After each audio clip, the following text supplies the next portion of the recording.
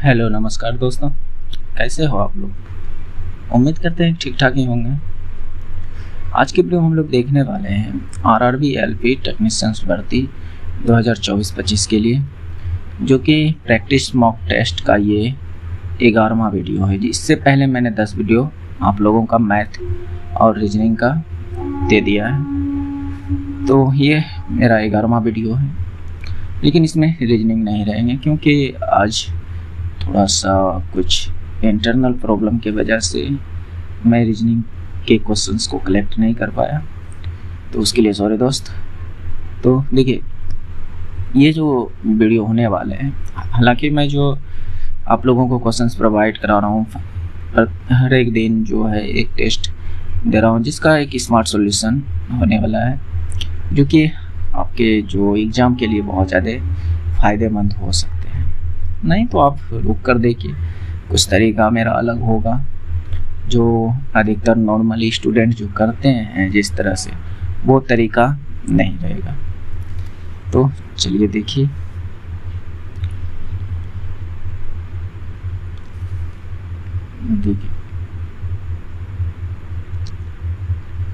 मेरे करने से पहले आप भी वीडियो रोककर करने का कोशिश ज़रूर करें, जिससे कि आपको ज़्यादा फ़ायदा होगा। तो यहाँ पर देखिए क्या है, यदि ब्याज अर्धवार्षिक रूप से संयोजित किया जाए तो 20% वार्षिक चक्रवृद्धि ब्याज की दर पर 5,000 रुपये की राशि 18 महीने में कितनी हो जाएगी। तो सबसे पहली बात देखिए, करने का तो मैं डायरेक्ट डाटा को देखकर कर दूँ, लेकिन समझ में अभी आना चाहिए, है ना। तो यहाँ पर क्या है, सबसे पहले जो दिया है वो लिख लीजिए। रेट जो हमें दिया है वह 20%, क्या दिया है 20%, और 5,000 मूलधन दे दिया है, 5,000 मूलधन दे दिया है। फिर टाइम जो मेरे पास दिया है 18 मंथ, ओके, तो ये दे दिया। लेकिन यहाँ कह रहा है अर्धवार्षिक, यहाँ जो कह रहा है अर्धवार्षिक, तो अर्धवार्षिक में करना क्या होता है, आप रेट को जो लीजिएगा वो आधा कर दीजिएगा। जो 20% दिया है उसको 10% कर देना है, ठीक। उसके बाद मूलधन सेम रहेगा, ये सिर्फ रेट इसको नहीं लेना है।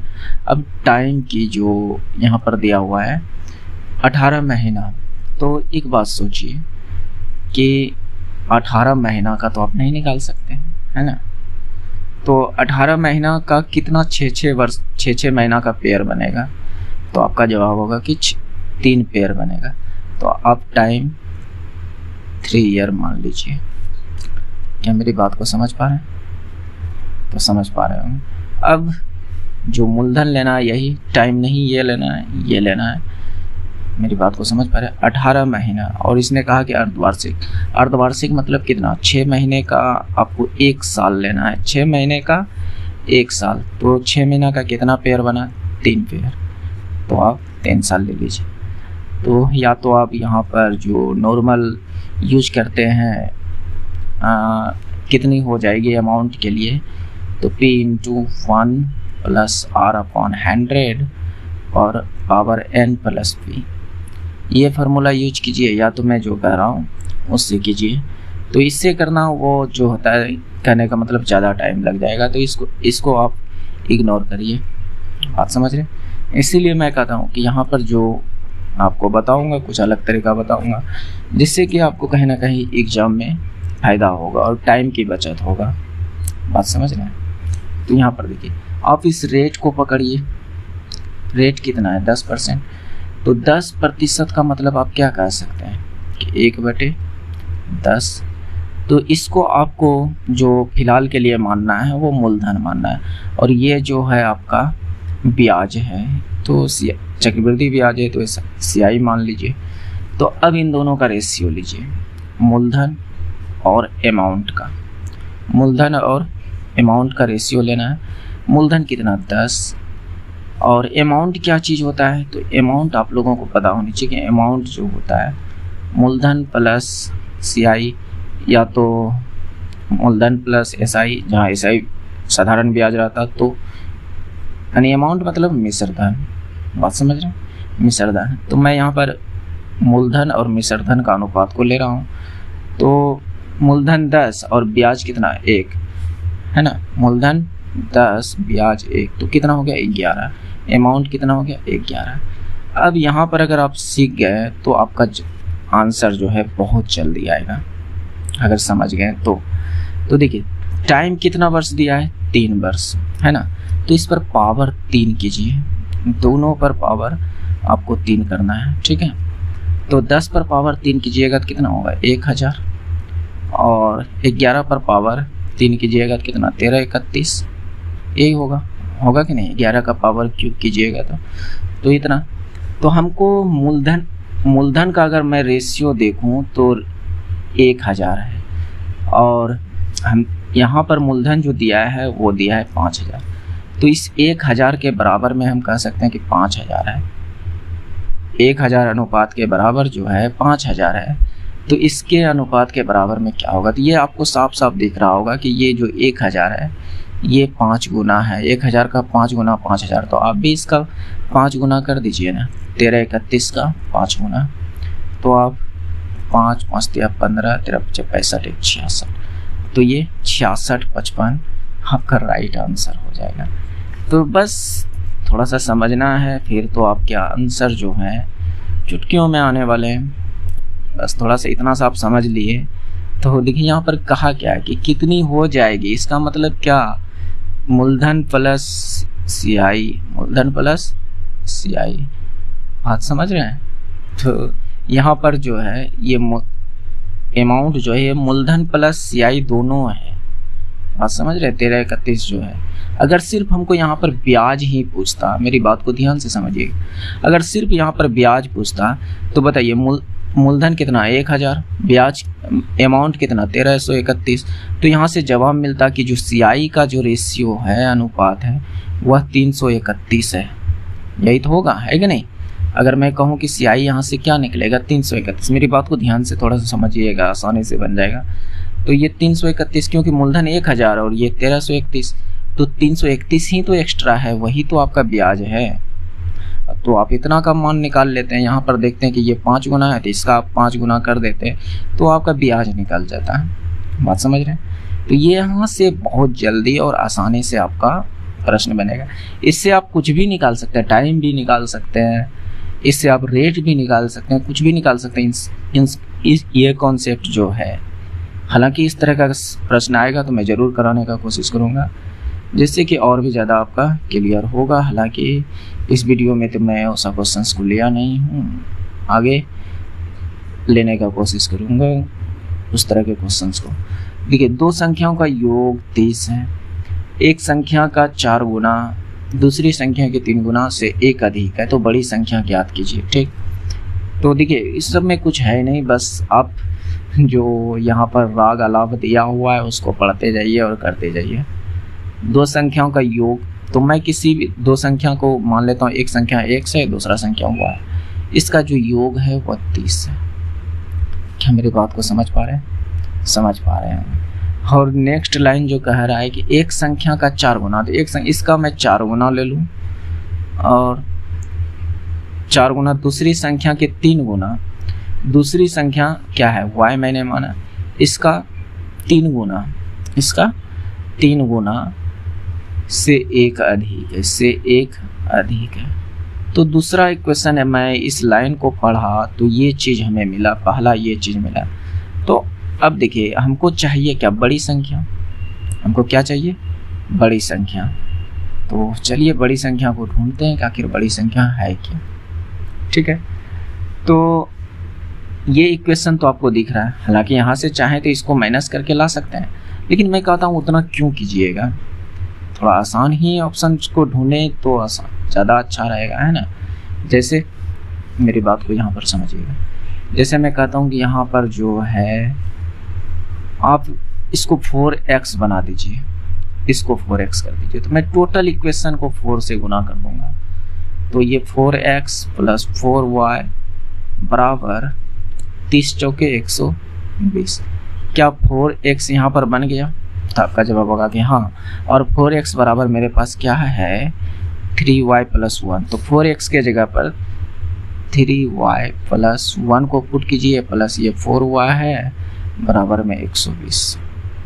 क्या मेरी बात को समझ पा रहे हैं? समझ पा रहे होंगे। तो ये 3y और ये 4y तो 5y,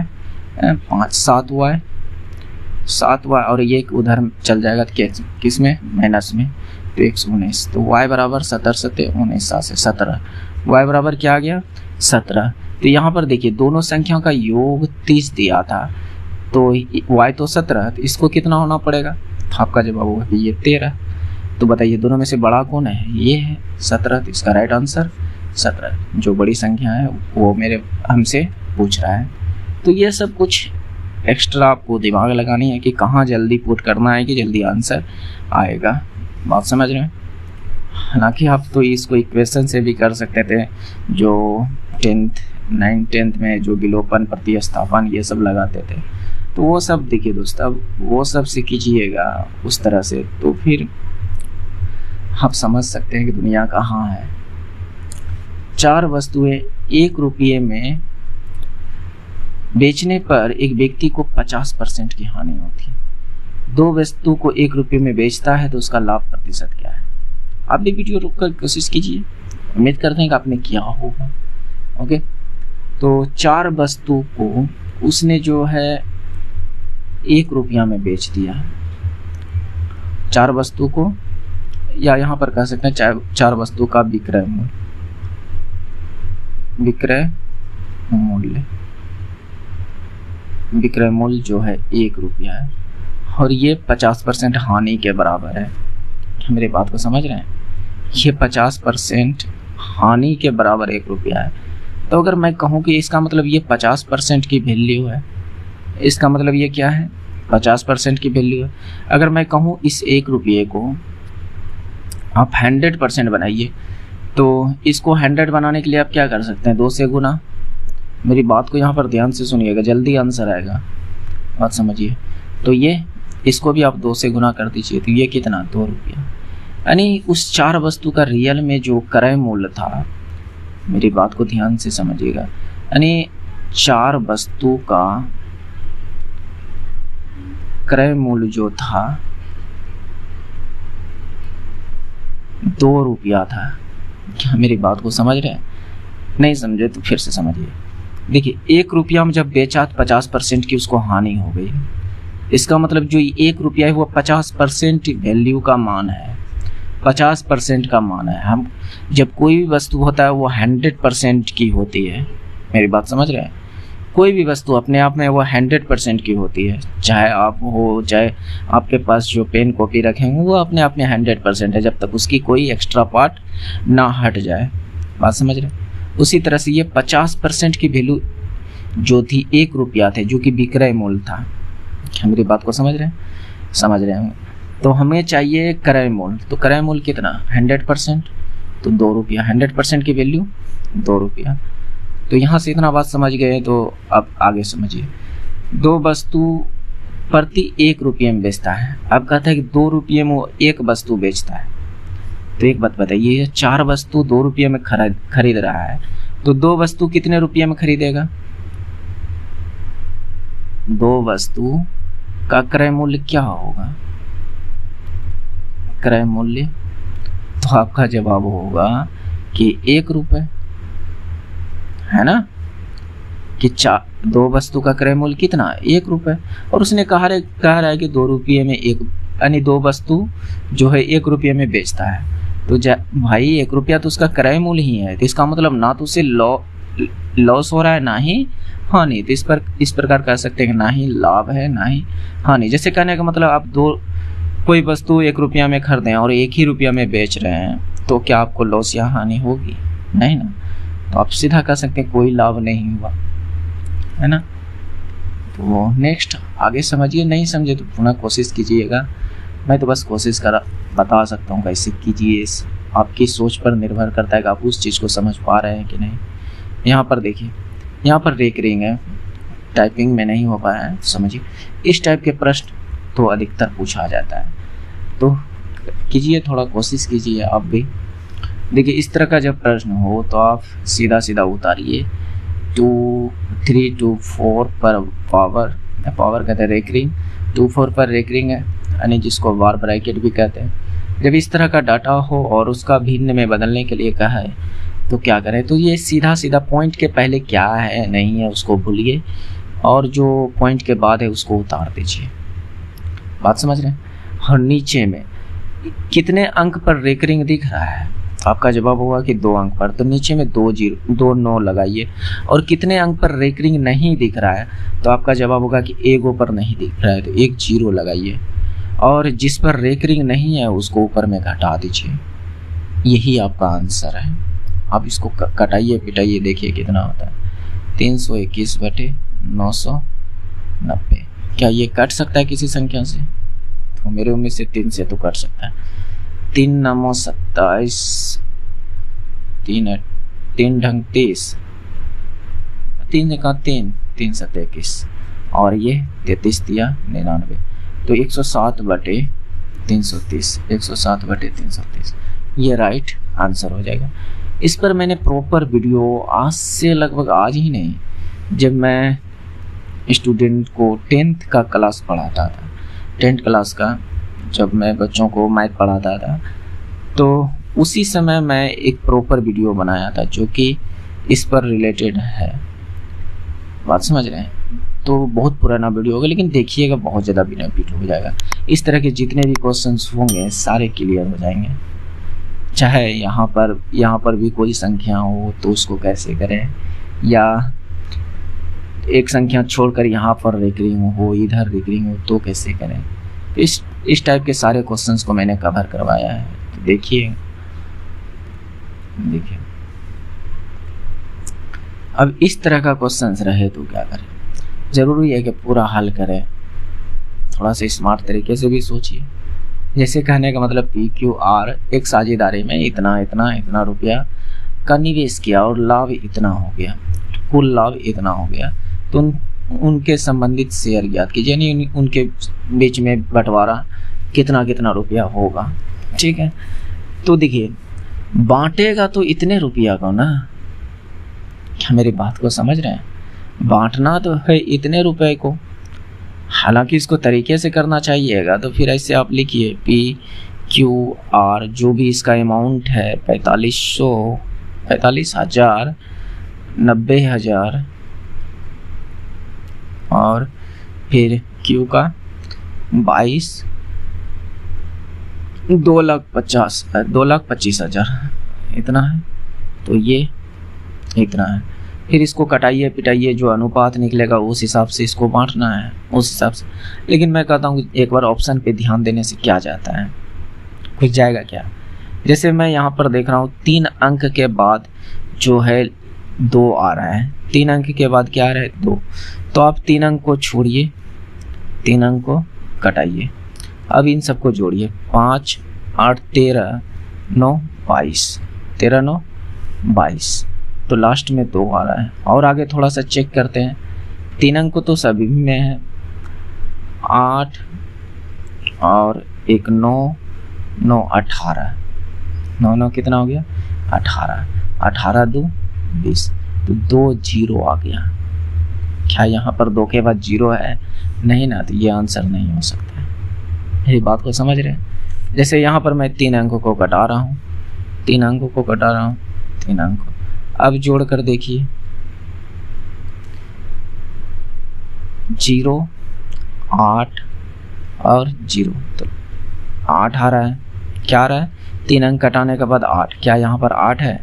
नहीं ना। 3 अंक को मैंने अगर छोड़ा तो क्या यहाँ पर 8 है? नहीं ना, 2 है, तो ये भी आंसर नहीं होगा।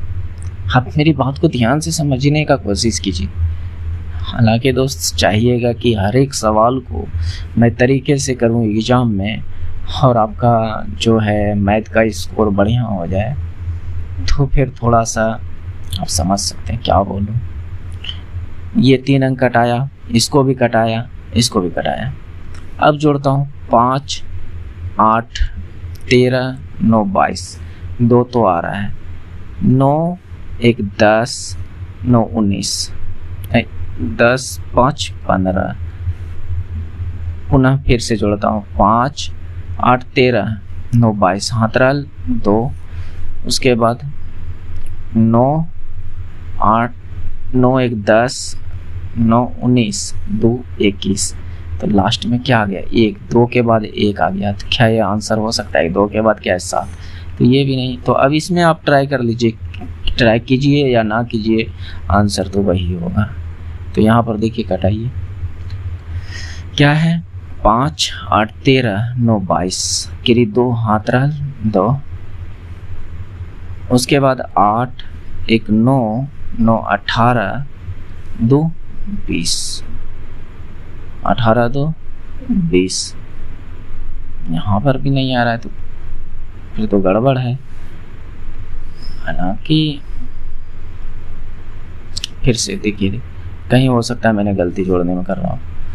8 1 9 4 13 2 15 आ रहा है,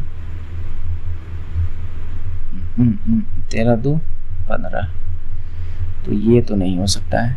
तो ये भी नहीं, तो देखिए कहीं ना कहीं यहाँ पर हम मिस्टेक कर रहे हैं। आंसर इसका ये है। हालांकि ये तो मैंने शुरुआत से ही चेक किया, तो थोड़ा सा टाइम लग गया, बात समझ रहे हैं। तो यहाँ पर देखिए,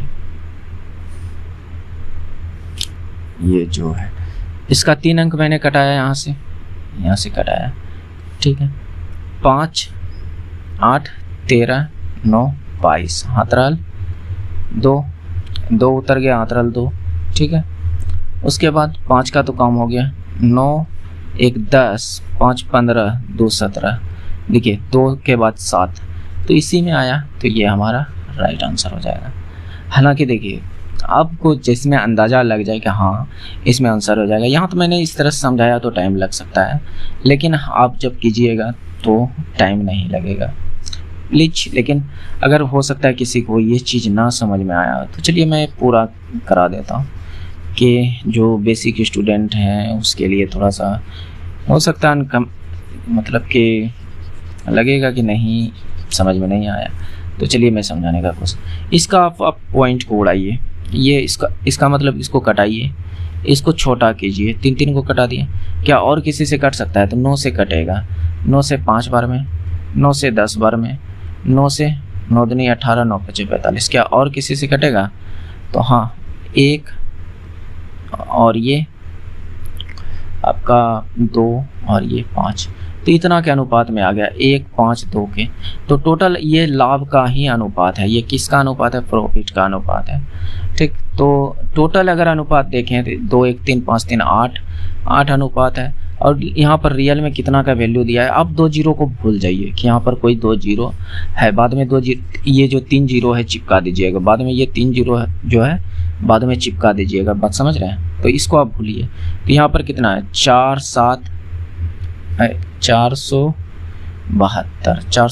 तो 8 अनुपात का मान 472, तो 1 अनुपात का मान कितना?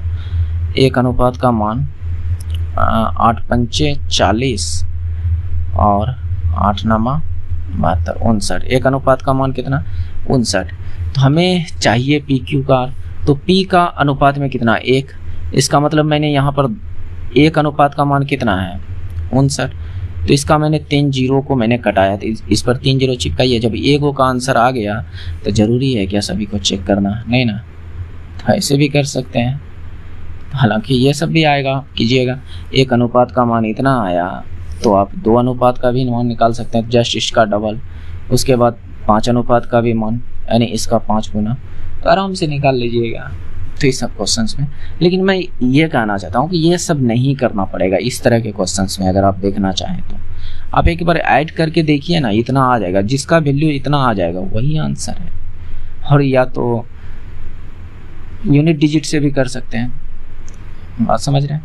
चलिए यहाँ पर देखिए, अब यहाँ पर कोट 8 कोट थीटा बराबर 6 है, और ये पूछा है हमसे sine theta plus cos theta बटे sine theta minus cos theta इतना, ठीक है।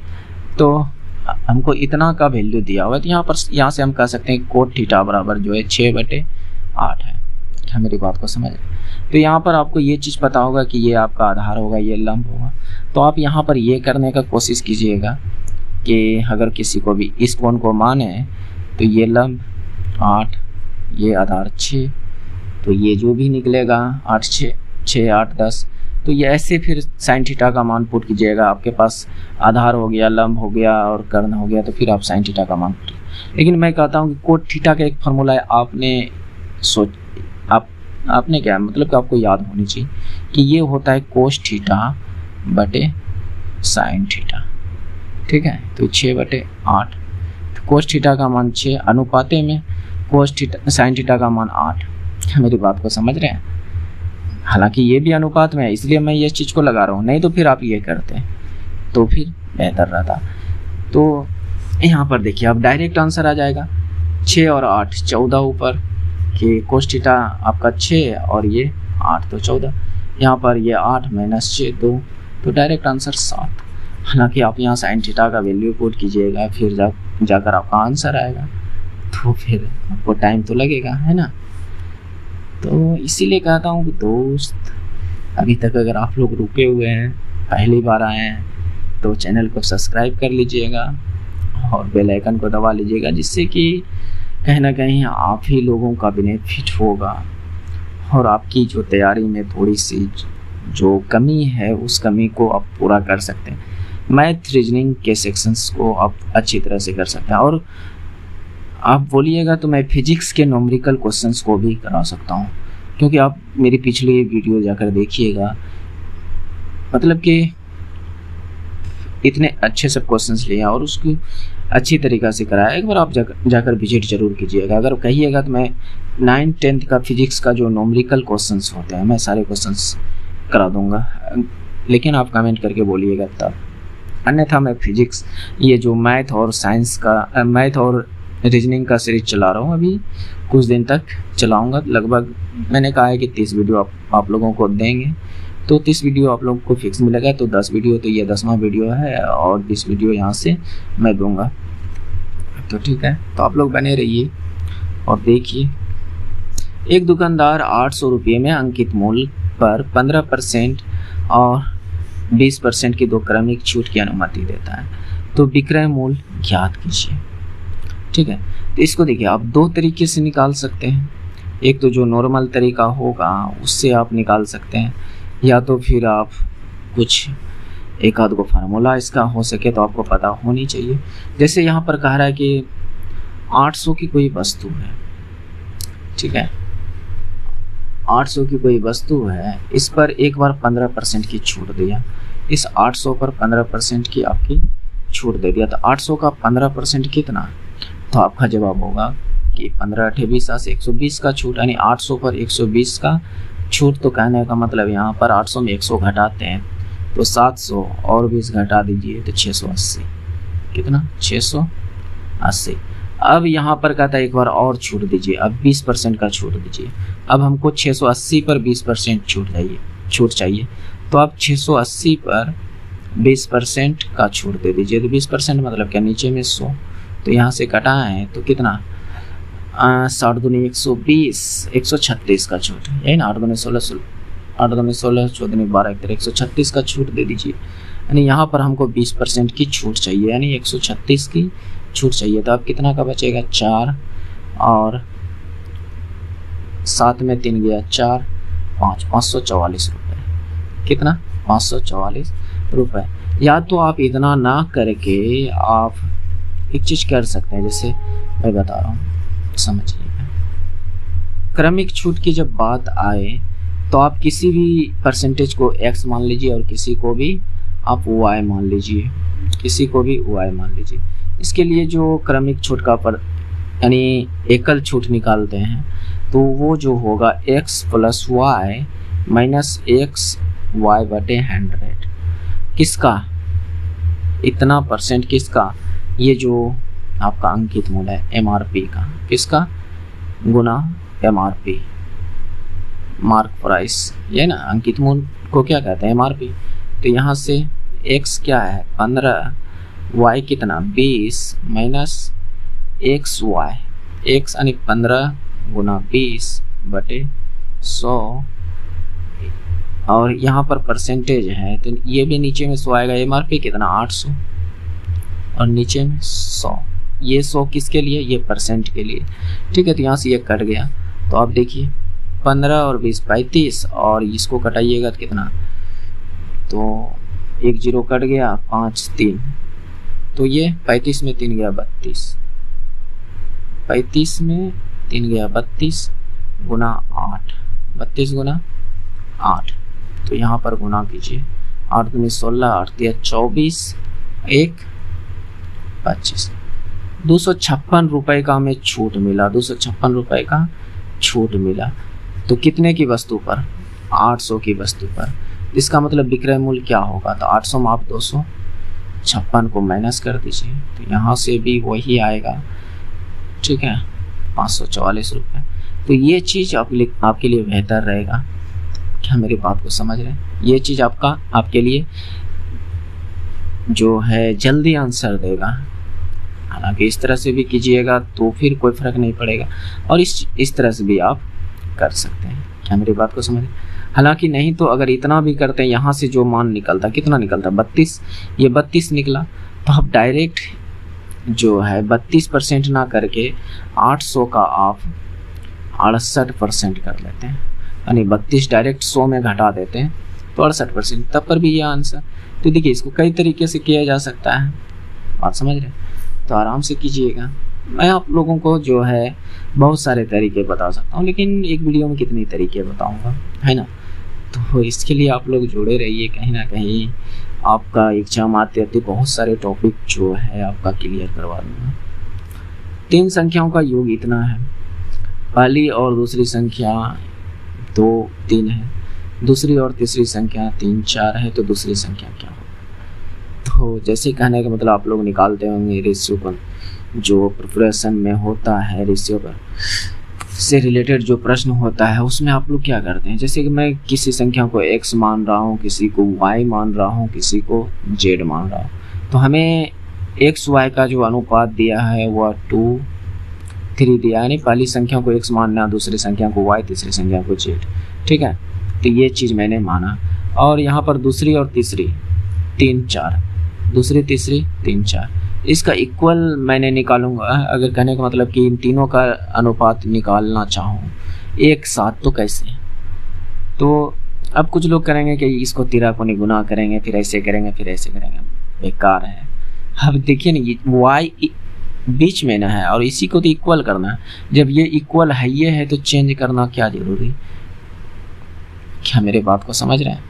हालांकि आप चाहते हैं कि नहीं इतने कैसे, यही कैसे, तो आप बात को समझिए कैसे। आप देखिए इसको या तो आप जो करते होंगे कैसे करते होंगे उस चीज़ को बता दें।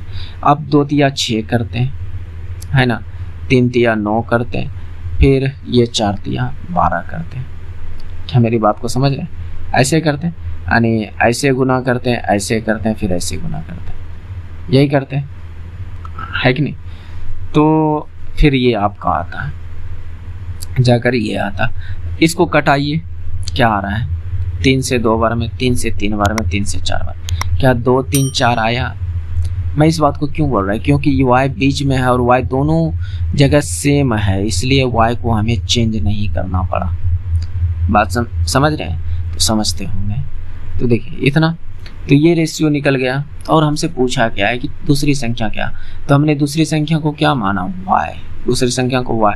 इसका अनुपात में कितना वैल्यू है, 9 3, यानी अनुपात में कटाने के बाद कितना है, 3। तो हमें 3 की वैल्यू चाहिए और टोटल हमें इन तीनों, इसका अगर अनुपात का योग देखूं तो कितना है, 3 2 5 4 9 अनुपात का मान, और रियल अनुपात में जो योग है वह 9 है और रियल में जो योग है वह 189 है। क्या मेरी बात को समझ रहे हैं?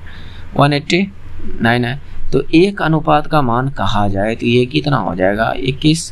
तो हमें कितना एक अनुपात का मान चाहिए, दूसरी संख्या चाहिए, जो कि दूसरी संख्या अनुपात में कितना है, 3। तो हमें 3 अनुपात का मान चाहिए। तो एक को आप 3 से गुना कीजिए, तो आप इसको भी 3 से गुना कर दीजिए, 63। तो ये आंसर हो जाएगा। तो ये सब कुछ बेसिक तरीका है जिससे आप सीख सकते हैं, बात समझ रहे हैं? तो ऐसे कर सकते हैं। और क्या कहें, देखिए एक आयताकार घास का प्लॉट जो 112 मीटर लंबा, 78 मीटर चौड़ा, इसके अंदर की ओर चारों तरफ 2.5 मीटर चौड़ा एक रास्ता का क्षेत्रफल ज्ञात कीजिए। ठीक है, तो देखिए आप लोग जो है ना, हो सकता है शुरू में आप लोग देख के या तो सब्सक्राइबर देखकर भाग जाते होंगे, कुछ लोग भाग जाते होंगे कि भाई, क्योंकि देखिए रियलिटी है, जिसके पास ज़्यादा सब्सक्राइबर है उसके पास लोग ज़्यादा जाते हैं, लेकिन वह जिसके पास ज़्यादा सब्सक्राइबर हो जाता है वह उस क्वालिटी को नहीं दे पाता है, वह उस बात को नहीं समझ पाता है कि स्टूडेंट की जो प्रॉब्लम होती है वह क्या होती है, वह किस तरह के क्वेश्चनों में फंसते हैं, या वह जो है किसी भी क्वेश्चन को कैसे जल्दी आंसर कर सकते हैं। क्योंकि आपने देखा होगा कि जैसे कि मैं खुद का एग्जांपल लेता हूँ, जैसे मैं आज से 2 साल पहले टेस्ट मारने जाता था, टेस्ट लगाने, तो मेरे बगल में भी बहुत सारे स्टूडेंट बैठते थे। जहाँ हम लोग टेस्ट मारने जाते तो वहाँ लगभग 100 के ऊपर ही स्टूडेंट रहते थे। तो मेरे आसपास भी बहुत सारे स्टूडेंट बैठते थे। जो क्वेश्चंस को मैं 15 से 20 सेकंड में कर देता, वही क्वेश्चंस वो 1.5 से 2 मिनट लगाते थे। क्यों जानते हैं? क्योंकि वो सही तरीका नहीं लगा पाता था, वह सही चीज़ नहीं लगा पाता था कि कैसे मतलब कि वो कौन सी तरीका लगाएं जिससे कि जल्दी आंसर आए। और हो सकता है किसी के मन में ये भी ख्याल आता होगा कि ठीक है, आपने तो 2 साल पहले तैयारी कर रहे थे, तो फिर क्या हुआ दोस्त? रिजल्ट हुई, जो कि एक एग्ज़ाम में नहीं, 2 एग्ज़ाम, जिसका कि मैंने एनटीपीसी का CBT 1 और CBT 2 भी क्वालिफाई किया। और दूसरा फिर उसके बाद ग्रुप डी भी लगातार हुआ। तो ग्रुप डी का भी मैंने सब कुछ निकाला, जहाँ तक फिजिकल वगैरह सब कुछ मैंने क्लियर कर दिया था।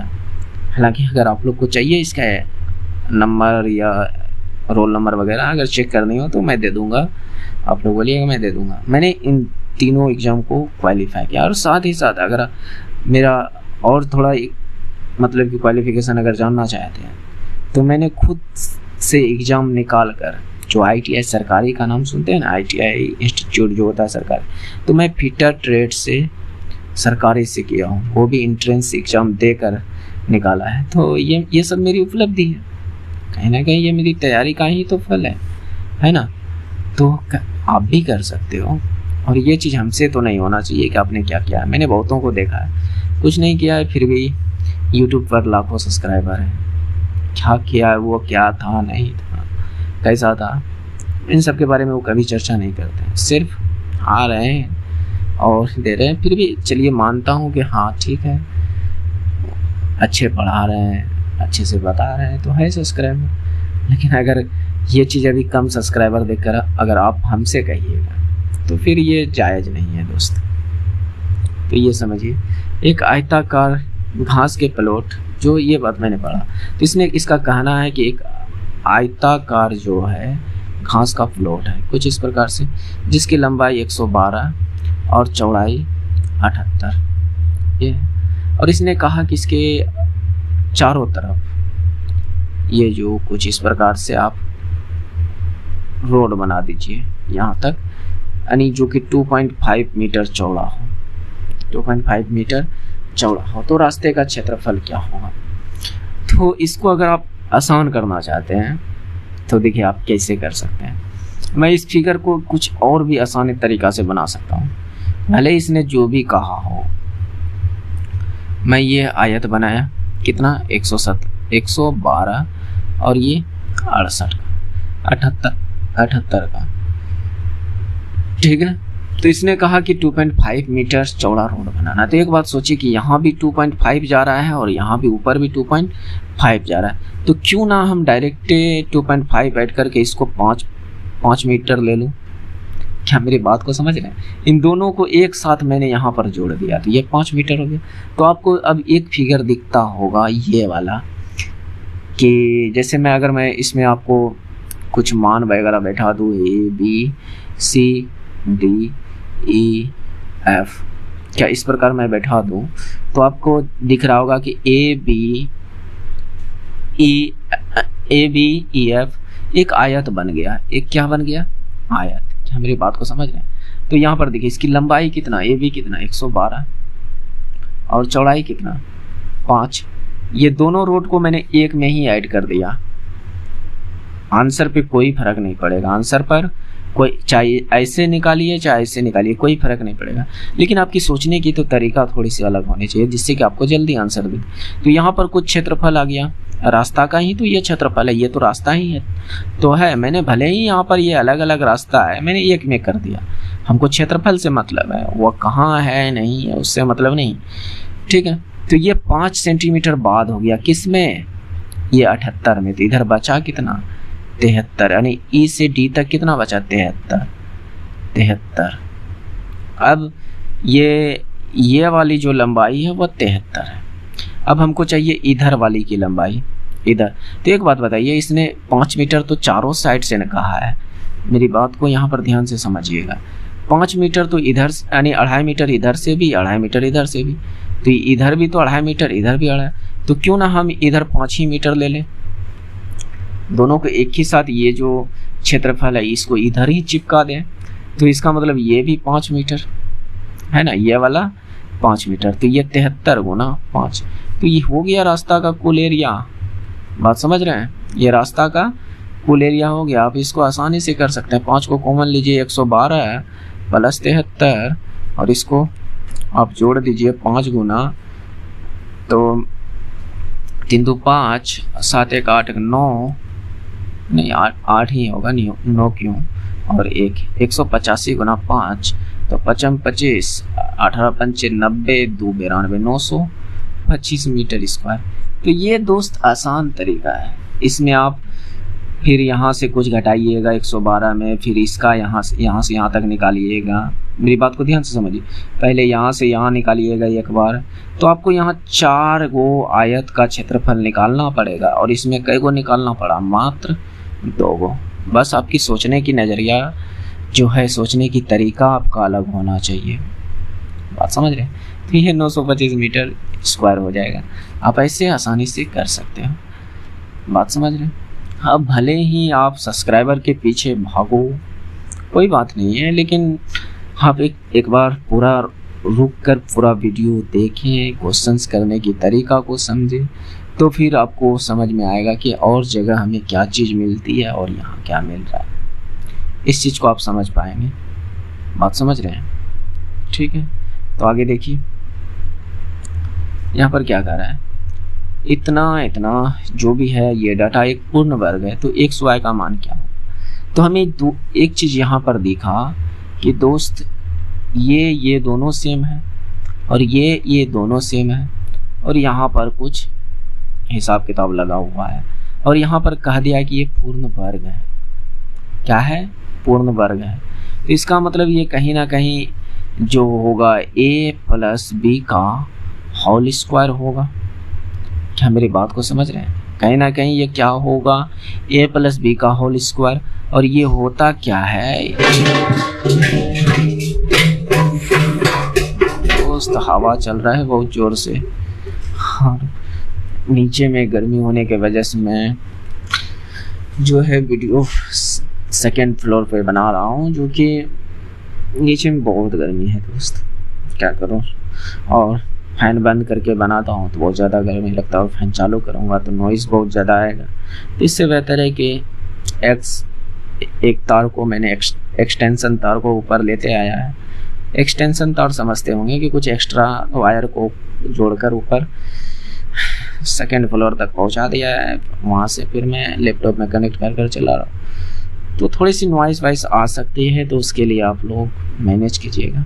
तो इसको यहाँ पर समझिएगा, a प्लस बी का होल स्क्वायर क्या होता है? a square b square plus 2ab। क्या मेरी बात को समझ रहे हैं? तो यहाँ पर देखिए a गुना a, इसका मतलब ये क्या है? 11.96 का स्क्वायर। उसके बाद यहाँ भी है सेम टू सेम, दोनों गुना में है, तो इसका मतलब ये 0.04 का स्क्वायर प्लस 2। तो अब हमें दिया नहीं, कोई एक मान दे दिया, a का मान दे दिया है। कितना दे दिया है? कोई एक चीज़ का मान हमें दे दिया है, क्या दे दिया है, जो कि 11.96। तो एक बात बताइए, 2b तो बच गया, क्या बच गया, गुना में 2b। हमने इसको a माना, इसको b माना। क्या मेरी बात को समझ रहे होंगे। तो हमारे पास ये 2b बचा, क्या बचा, 2b।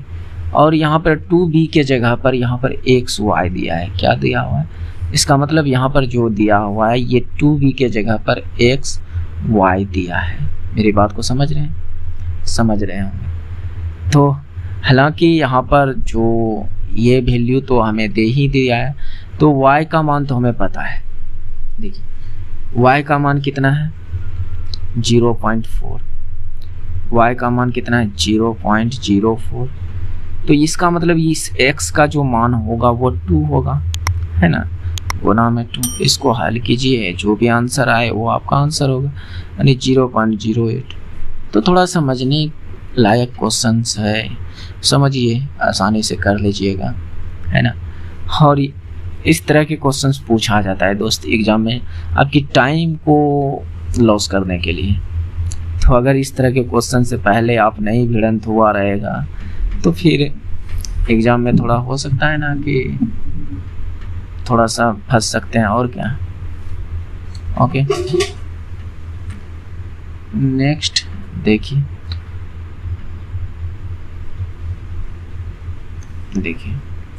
1 मिनट दोस्त, कुछ हल्ला वगैरह हो रहा है, ज़्यादा हवा वगैरह चल रहा है, ऊपर में कुछ चीज़ें रखी हुई है जो ढनमन कर रहा है, थोड़ा सा उसको मैं क्लियर कर लेता हूँ। ओके, चलिए शुरू करते हैं। देखिए दोस्त, हमारा जो जहाँ से मैं हूँ एक गांव समझते हैं ना, हो सकता है आप शहरों में हो सकता है आप गांव से ही बिलोंग करते हो, तो इस बात को समझ सकते हैं कि गांव में किस तरह की समस्याएं वगैरह होती रहती है गांव घर में। तो इस बात का थोड़ा समझिए। उतनी गांव में जो है डेवलप वगैरह नहीं रहता है, तो थोड़ा सा परेशानियां तो झेलना पड़ता है। परेशानियां तो सबके ज़िंदगी में आता है, और आपके ज़िंदगी में भी थोड़ा बहुत तो है। बात समझ रहे हैं, तो समझिए। तो इसलिए चलिए, और क्या बोलूँ, बाकी बात आप समझदार हैं, समझ सकते हैं, समझिए इस बात को, इसको करने का कोशिश कीजिए। तो देखिए, अब इस तरह का क्वेश्चन है, यहाँ पर इसका आपको वर्गमूल निकालना होगा, है ना। तो या तो पॉइंट उड़ा के फिर निकालिएगा। तो देखिए, जो वर्गमूल में क्या होता है, जोड़ा मिलकर अंक निकलता है। यहाँ पर पॉइंट के बाद कितना संख्या है, तो आपका जवाब होगा कि 4 संख्या है। इसको मैं अगर रूट से निकालूं तो पॉइंट के बाद मात्र 2 संख्या बचनी चाहिए, पॉइंट के बाद मात्र 2 संख्या। तो ये 64 का वर्गमूल कितना, 8। क्या ये 2 संख्या बना क्या पॉइंट के बाद, नहीं ना, तो एक 0 चिपका दीजिए। बात समझ रहे। तो इतना का वर्गमूल इतना प्लस क्या है 0.01, इस पर वर्गमूल ये है, तो इसको जोड़िएगा तो ये कितना 0.09 और 0.0, यानी पॉइंट के बाद 2 अंक है, तो इसका मतलब बाहर जो निकलेगा पॉइंट के बाद एक ही अंक होना चाहिए। तो 9 का वर्गमूल कितना 3, तो ये 0.3, ये आपका 0.3 राइट आंसर हो जाएगा। क्या मेरी बात को समझ रहे होंगे, है ना। तो ऐसे आप कर सकते हैं। हालांकि आप अगर चाहो तो ऐसे भी कर सकते हो, पॉइंट उड़ाकर। जैसे यहाँ पर मैं एक बात को समझाया, तो बाकी बात आप यहाँ पर लगा लीजिएगा। यहाँ पर क्या है 0.09, ठीक है। इसका मैंने पॉइंट उड़ाया तो नीचे में क्या 100 आया, है ना। तो 9 का वर्गमूल कितना 3 और 100 का वर्गमूल कितना 10, तो यहाँ पर क्या आया 0.3 आया कि नहीं। तो ये इसी तरह से यहाँ भी आप कर सकते हैं, बाकी बात आप समझिए और क्या कहेंगे। नेक्स्ट देखिए, ये तो सिंपल सा गुना है, अगर आप चाहें तो इसे एक अलग तरीके से बना सकते हैं, है ना। जैसे मेरा कहने का मतलब यहाँ पर क्या है a², यहाँ पर b², यहाँ पर a² और b²। अगर आप इसको दूसरे नज़रिया से देखना चाहें तो क्या हम इसको यहाँ पर 106 का स्क्वायर है और ये प्लस 94 का स्क्वायर है। क्या मेरी बात को समझ रहे? बराबर में ए है और ए का मान पूछ रहा है। तो या तो यूनिट डिजिट देख सकते हैं, लेकिन यूनिट डिजिट सभी में 2 है, तो इस पर तो आपका काम चलेगा नहीं, आपका जादू चलने वाला है नहीं। तो आप यहाँ पर एक चीज़ गौर कर सकते हैं, 100 + 6 का होल स्क्वायर लिख सकते हैं क्या? तो आपका जवाब होगा हाँ, बिल्कुल लिख सकते हैं। प्लस इसको हम 100 - 6 का होल स्क्वायर लिख सकते हैं क्या? तो आपका जवाब होगा हाँ जी, लिख सकते हैं, है कि नहीं? तो आराम से लिख सकते हैं। तो अब कहने का मतलब a + b का होल स्क्वायर, a - b का होल स्क्वायर, दोनों जगह तो सेम ही डाटा है ना। जब इस तरह का हो, इस तरह का कहने का मतलब डाटा हो, तो यहाँ पर हिसाब किताब जानते हैं क्या निकलता है? 2a² + 2b², ये चीज़ निकलता है। अब a इसको नहीं और b इसको नहीं मानना है। a यहाँ पर 100 है और b 100 है। क्या मेरी बात को समझ रहे हैं? समझ रहे होंगे। तो देखिए यहाँ से 2 कॉमन ले सकते हैं, ठीक है। तो a कितना 100 का स्क्वायर कितना, 100 पर 2 0, 20 पर 4 0। b कितना 6 का स्क्वायर कितना 36, ये ना। तो 2 × ये लास्ट में 36 जुड़ जाएगा, तो इतना, तो ये हो जाएगा 2072, तो इतना। तो देखिए ये चीज़ थोड़ा बहुत आपको करने के लिए आना चाहिए, जिससे कि आप जल्दी अब मान लीजिए 106 × 106 कीजिएगा तो टाइम लगेगा, है ना। 94 × 94 कीजिएगा तब पर भी टाइम लगेगा, और फिर दोनों को ऐड कीजिएगा। तो उससे बेहतर अगर ये चीज़ आपको पता हो, या तो यहाँ से आप a + b का एक बार फार्मूला लगा लीजिएगा, a - b का एक बार फार्मूला लगा लीजिएगा, जो निकलेगा उस चीज़ को थोड़ा समझने का कोशिश कीजिएगा। जो आएगा आपका यही चीज़ हल होके आएगा। ये है a, ये b, ये a, ये b, इसको हल कीजिएगा ना तो आपका यही चीज़ निकल कर आएगा। थोड़ा कोशिश कीजिएगा, जिससे देखिए ये सब में कैलकुलेशन जो है थोड़ा आपकी फास्ट होनी चाहिए। और क्या, मैथ वो चीज़ है जिसमें आपकी कैलकुलेशन होनी चाहिए, ठीक है। एक वृत्त में ग्रीक अक्षर पाई डैश के अनुपात को दर्शाने के लिए प्रयुक्त किया जाता है। इस तरह के क्वेश्चंस किए हैं, अगर किए होंगे तो अच्छी बात है, नहीं तो आप फिर समझिए कि ये क्या होता है। तो देखिए जो पाई होता है वह किसके, एक वृत्त का जो है वो किस अनुपात के बराबर होता है? परिधि बटे व्यास, या त्रिज्या बटे परिधि, या व्यास बटे परिधि, क्या होता है? तो अब मेरी बात को यहाँ पर गौर से समझिएगा, तो आप आसानी से इस क्वेश्चन को कर पाइए। पाई का वैल्यू कितना होता है? तो आपका जवाब होगा कि 22/7। ये जो नीचे है ये व्यास है, ये क्या है? व्यास। और ऊपर जो है ये परिधि है, क्या है वो? परिधि। तो ये परिधि बटे व्यास। अब अगर आप चाहो कि प्रूफ कर दीजिए कैसे, तो चलिए मैं प्रूफ करता हूँ। ये क्या है? व्यास है ना। तो एक मैं अगर वृत्त मानूं तो ये व्यास टोटल, ये व्यास, तो ये 7 है, तो इसका मतलब ये 7/2 इधर, 7/2 इधर, है ना। त्रिज्या ये होगा। अब इसका निकालिए आप परिधि। अगर आप व्यास 7 माने तो आप इसका परिमाप निकालिए। परिधि मतलब क्या? परिमाप, है ना। तो अब इसका परिमाप निकालिए। तो देखिए कैसे। तो क्या होता है परिमाप वृत्त का? 2πr। तो 2π का मान कितना? 22/7। r कितना? 7/2। क्या? 7/2। तो ये 7 से 7 कटा, ये 2 से 2 कटा। क्या मैंने जब त्रिज्या 7/2 माना, यानी व्यास को हमने 7 माना, तो क्या परिधि 22 निकला, है ना। तो ये पाई का जो मान है वह वृत्त के परिधि और व्यास का अनुपात है। क्या मेरी बात को समझ रहे होंगे। और इस तरह के क्वेश्चंस करना चाहिए, क्योंकि अधिकतर लोग नहीं करते हैं और सोचते हैं ये सब क्वेश्चंस क्या करेंगे। लेकिन दोस्त मैं बताऊं कि देखिए नॉर्मल क्वेश्चन तो अधिकतर लोग करेंगे, जो ये सब क्वेश्चन हो गए, डाटा वाला क्वेश्चन, ये सब क्वेश्चन तो अधिकतर लोग करेंगे। और कुछ जो एक्स्ट्रा क्वेश्चन होते हैं वह सिलेक्शन के लिए होता है।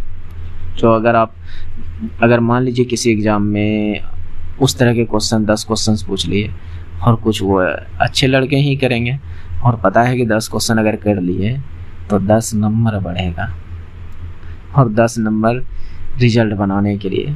बाकी बात नॉर्मल क्वेश्चन तो मान लीजिए कि 50 नंबर 50 क्वेश्चन तो नॉर्मल कोई भी स्टूडेंट कर सकता है, उससे ऊपर जाना वह बड़ी बात है।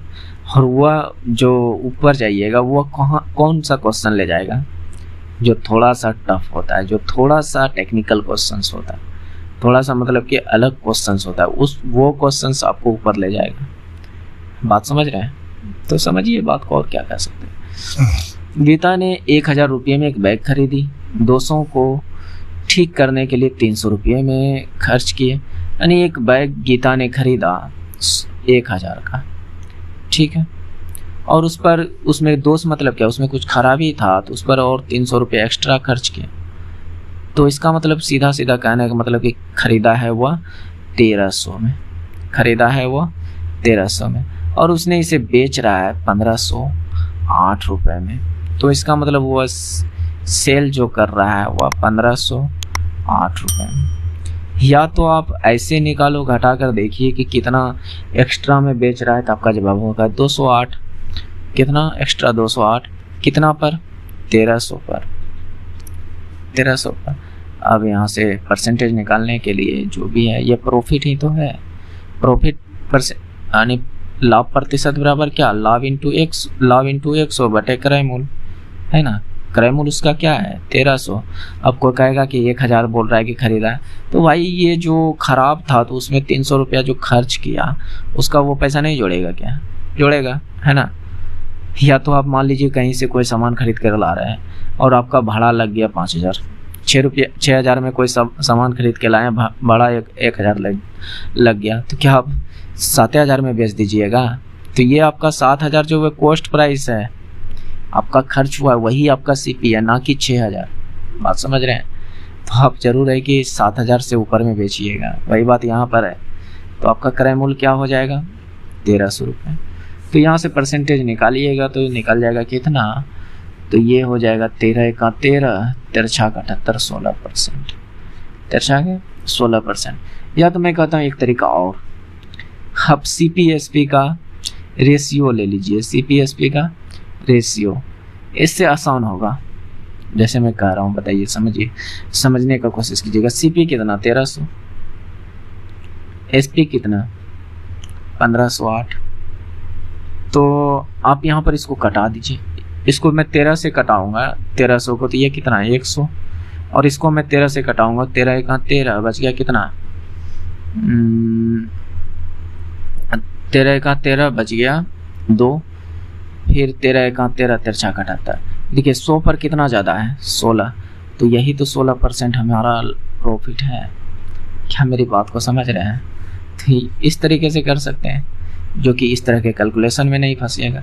प्रॉफिट हमेशा 100% जो निकलता है वो प्रॉफिट परसेंट का है, लॉस परसेंट का है, वो हमेशा 100% पर निकलता है, 100 पर निकलता है। इस बात को आपको ध्यान में रखना है। तो CP को आप 100 बनाने का कोशिश कीजिए, और इधर 100 बनाने के लिए जो भी कार्यक्रम इसके साथ कीजिएगा वही कार्यक्रम आप इसके साथ कीजिए, आराम से आंसर आएगा। तो ये सब कुछ एक्स्ट्रा तरीका है, और क्या। नेक्स्ट देखिए, एक व्यक्ति ने एक वस्तु को 20% लाभ पर बेची, पर यदि उसने उसे 1200 रुपये में बेचा था, तो वस्तु का क्रय मूल्य ज्ञात कीजिए। वस्तु का क्रय मूल्य ज्ञात कीजिए, ठीक है। तो यहाँ पर जो आपको करना है,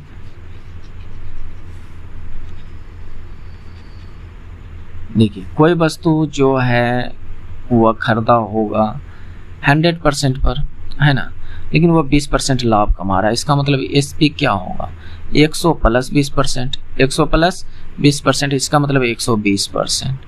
SP क्या होगा 120%, लेकिन रियल में जो दिया है 1200, रियल में जो दिया है 1200।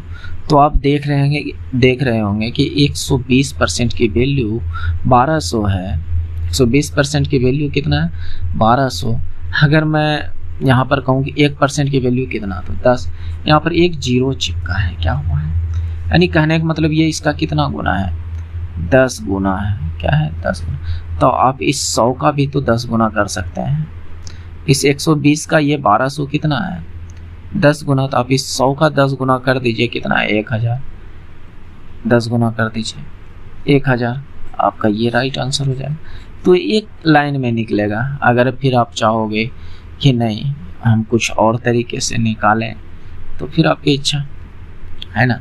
जैसे कहने का मतलब क्या,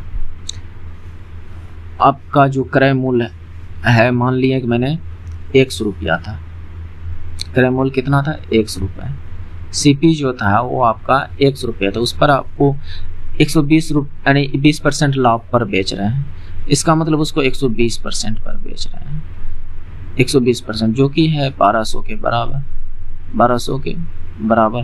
तो यहाँ से भी हल कीजिएगा, जो x निकलेगा वो आंसर होगा। हालांकि आप इस चीज़ को समझिए, वो बेहतर है, 1-2 लाइन में आंसर आएगा। ये सब प्रश्न में जान नहीं है, लेकिन मैं कहता हूँ कि ये सब प्रश्न मात्र 2-4 सेकेंड में आंसर आता है, ज़्यादा से ज़्यादा हो तो 10 सेकेंड में आंसर आता है।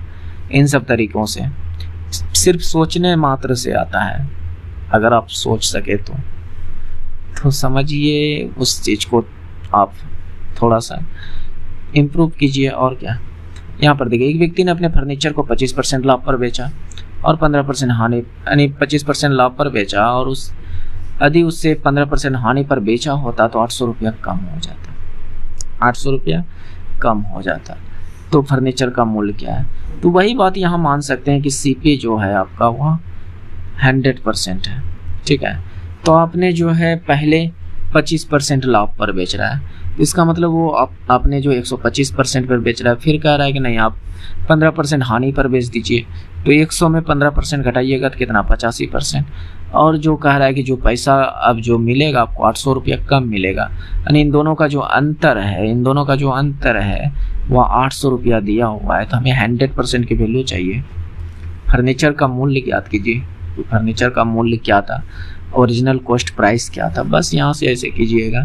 तो ये कितना 0 12 मार गया 4, 40% की वैल्यू 800, तो हमें चाहिए 100%, क्या चाहिए 100%। तो हम इसको अगर 20% बना दें, इसको 40 को मैंने 20% बनाया, कि कैसे 2 से भाग लगा कर, तो आप इसमें भी आप 2 से भाग लगा दीजिए 400।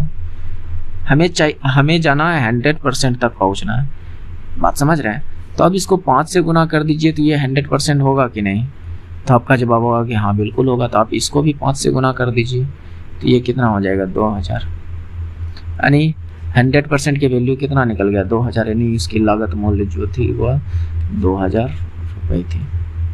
क्या मेरे बात को समझ रहे हैं। अब अगर पूछता कि 25% लाभ पर अगर बेचा है तो कितने में बेचा है, तो फिर एक अलग क्वेश्चन बन जाता है, बात समझ। लेकिन इसने पूछा कि फर्नीचर का मूल्य क्या है, तो हमने माना कि 100% था, तो उस पर पहले उसने 125% पर बेच रहा था, फिर बाद में कहा कि नहीं 15% हानि पर बेचूंगा, तो जब अंतर कमी आएगा वो 800 रुपये की कमी आएगा। कितने की कमी आएगा 800 रुपये की। तो ऐसे आप कर सकते हो, ठीक है। देखिए इसमें लगभग मैंने 20+ क्वेश्चंस को लिया है। तो यहाँ पर देखिए किलो बारिश दिया अलग अलग,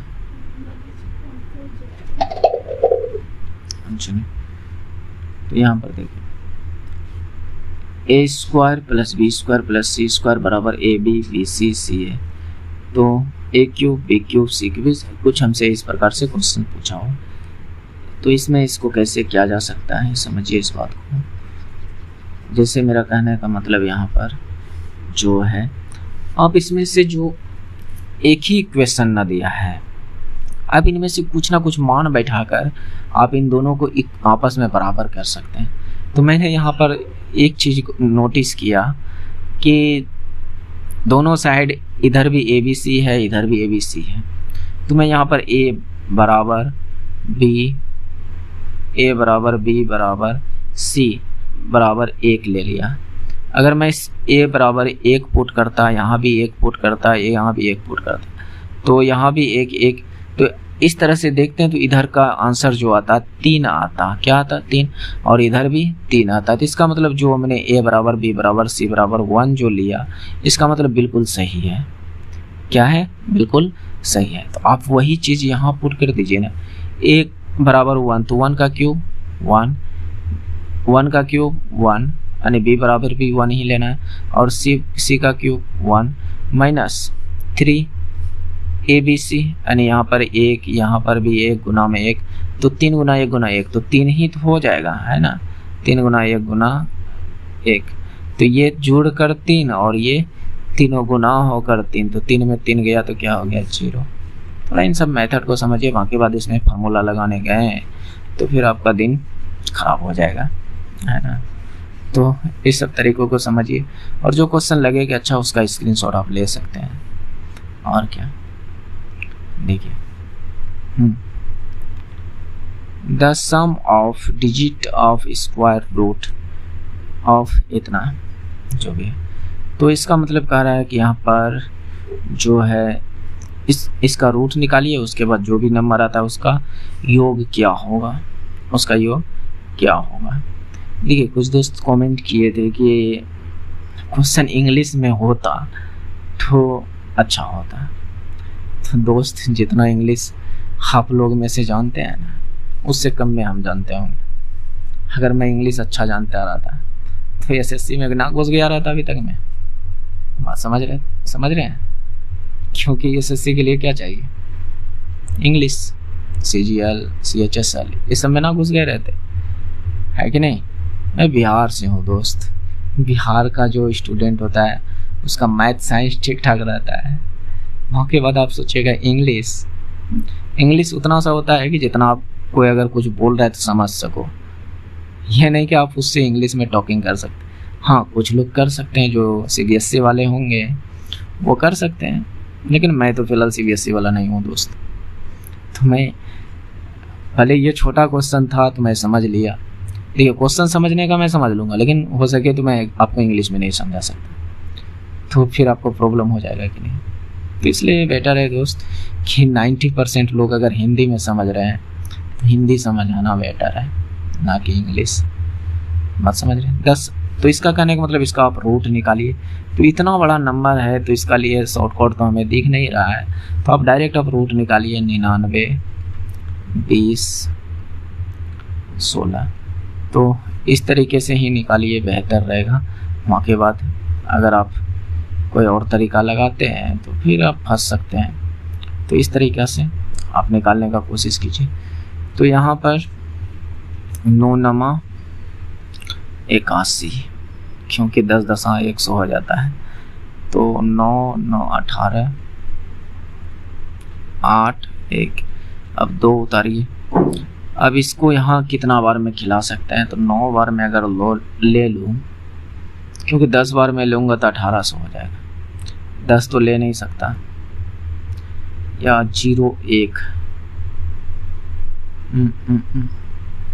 क्योंकि देखते हैं 9 से अगर खिलाऊं तो 9 9 81, 9 8 72 8 72 8 80, और 9 1 9 8 17, बिल्कुल सही है 9 बार। तो यहाँ पर देखिए अब मैं इसको घटाऊंगा, इस तरह से आप करना जानते होंगे, मेरे उम्मीद से बिल्कुल जानते होंगे। तो यहाँ से घटाइएगा तो ये कितना हो जाएगा, 9 1 1 119, अब 116। तो यहाँ पर ये कितना 9 9 9 18, और यहाँ पर 8 1 9, और ये 198। अब यहाँ पर कितना रखूँ, तो लास्ट में 6 है, या तो 6 रखूँगा या आप 4 रखूँगा। मैं तो 198 पर मैं 4 रख करके देख रहा हूँ, और 4 से ही गुना करूँगा, 4 चौक 16, 4 बार में तो मेरे उम्मीद से आने वाले हैं नहीं। तो देखते हैं, 4 चौक 16, 8 चौक 32, 1 33, नहीं 6 रखने पर गुजारा हो सकता है। तो 6 जाके 36, 6 8 48, 3 51, हाँ बिल्कुल 6 रखने से हो जाएगा। तो पहले हमने क्या रखा था, यहाँ पर 9 एक 9 और ऐड कीजिए, उसके बाद मैंने यहाँ पर क्या रखा 6 रखूँगा तो इतना आ जाएगा 19 1 1, तो ये पूरा कट गया है ना। तो यहाँ पर कितना 6। अब इन तीनों का ऐड देख लीजिए, यही तो पूछा है कि जो स्क्वायर रूट निकलेगा उसका योग कितना होगा। तो 9 9 18 6, इन सभी को ऐड कर देना, 9 9 18 6 24, इनका योग क्या हो गया 24। तो ये आंसर हो जाएगा 24। ठीक है, हालांकि इसका कोई आपके पास शॉर्टकट हो तो बताइएगा, मैं भी समझूंगा, हालांकि मेरे पास तो नहीं है। देखिए log 10 1 log 10 2 dot dot dot log 10 89 तक गया है। ठीक है, तो मैं यहाँ से कहता हूँ कि आप log को कॉमन ले लीजिए, तो बचा क्या 10a प्लस 10b यानी 10 1 प्लस 10 2 डॉट डॉट डॉट 10 89 इतना। तो एक बात बताइए, इनको ऐड कीजिएगा तो 10 90 बन जाएगा, और 10 90 डिग्री का मान कितना है, हाँ आपका पता, आपका जो जवाब होगा वह 0। क्या होगा 0। इन दोनों का ऐड कीजिएगा 0, और इसके बाद यहाँ पर 10 2 है, इससे पहले क्या होगा 10 88 है ना, 10 ये प्लस में है तो इसके पहले क्या होगा 10 88, और इन दोनों का ऐड कीजिएगा तो क्या 10 0 10 यानी 90, फिर वही 0। तो बीच में एक संख्या बचेगा, मेरी बात को ध्यान से समझिएगा, इसके बीच में जो बचेगा, क्योंकि ये यहाँ से यहाँ तक 0, फिर इसके पहले ये वाला और इसके पहले वाला 0, बीच में एक चीज़ बचेगा 10 45। क्या बचेगा 10 45 यानी log 10 45। तो ये सब तो मान कट ही जाएगा, 0 हो जाएगा, अंत में बचेगा बीच में 10 45।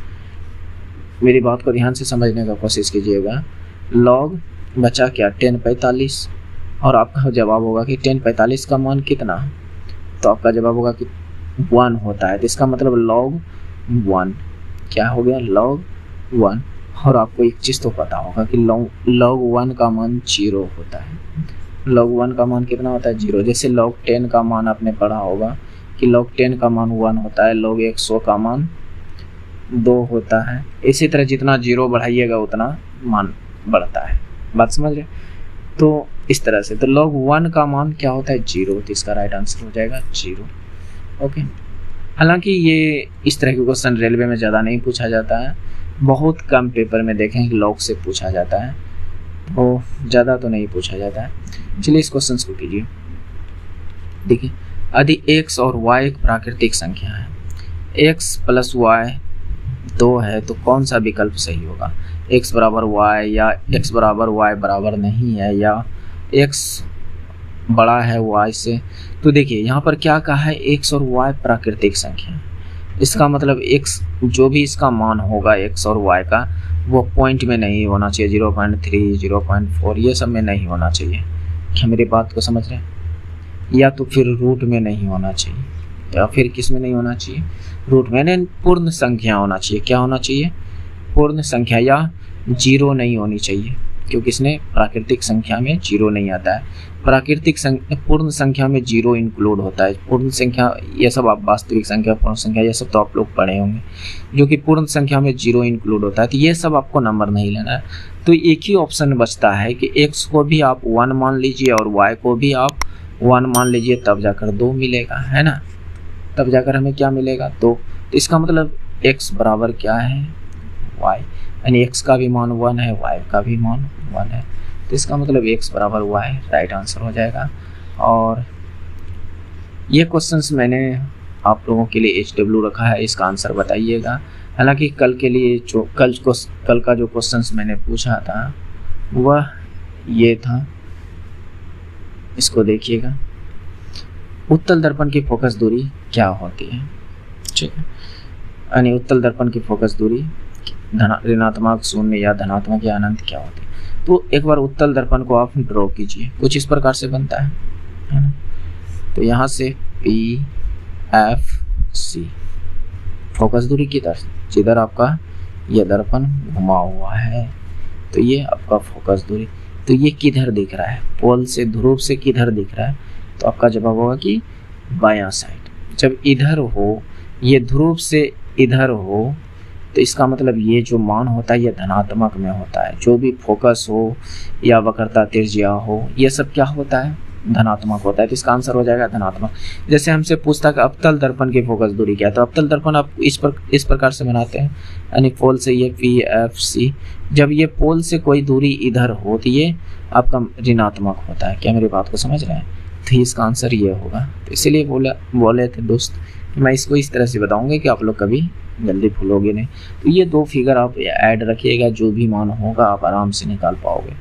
तो आज के क्वेश्चंस को आप लोग जवाब दीजिएगा, जो मैंने पूछा इस क्वेश्चंस को। 1 मिनट, इस क्वेश्चंस को ये वाला, इसका आप लोग आंसर दीजिएगा, जो भी हो कमेंट करके बताइएगा। हालांकि चलिए और देखते हैं। मैंने इसमें टोटल 22 क्वेश्चंस लिए, जिसमें 21 क्वेश्चंस कराए, 1 क्वेश्चंस आपको HW दिए। मेरा टेलीग्राम लिंक है जहां पर आप जुड़ सकते हैं। इसका PDF आपको मिल जाएगा विथ रिटर्न जो लिखा हुआ है, और प्लेन PDF भी दे दूंगा जहां से आप लोग जुड़ सकते हैं, मतलब कि आप लोग खुद से भी कर सकते हैं। हालांकि आगे क्या बोलूं, प्लीज अगर इतना देर रुके हैं तो कहीं ना कहीं आप इंटरेस्टेड हैं, आपको उम्मीद करते हैं कि अच्छा लगा होगा। तो आप लोग बताइएगा कि ये मेरा प्रयास आपको कैसा लगा। हालांकि इसमें मैं आज रीजनिंग नहीं ले पाया, तो उसके लिए सॉरी दोस्त। हालांकि बताइएगा कि रीजनिंग लेना सही रहेगा कि नहीं रहेगा। तो मैं टोटल उसमें 10 रीजनिंग को एक्स्ट्रा ऐड करता हूँ, टोटल 30 क्वेश्चंस कराता हूँ।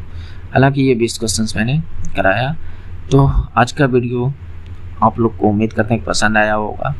तो अगर आप चाहते हैं कि हमारी प्रतिदिन आपको वीडियो मिले तो सब्सक्राइब कर लीजिएगा और बेल आइकन को दबा लीजिएगा, और हो सके तो एक स्टडी ग्रुप में शेयर कर दीजिएगा, जिससे कि आपके साथ साथ हमारा भी मतलब कि जो है फैन फॉलोइंग बढ़ सके, है ना, आपके सपोर्ट के साथ साथ, है ना। ताकि आप शेयर कर दीजिएगा और लाइक ज़रूर करिएगा, जिससे कि हमें थोड़ा सा खुशी मिलती है, थोड़ा सा मन लगता है कि नहीं आप लाइक सब्सक्राइब शेयर करते रहते हो, तो हमें थोड़ा सा खुशी मिलता है, मोटिवेशन मिलता है कि चलिए मैं आगे और आप लोगों के लिए वीडियो प्रोवाइड करूं।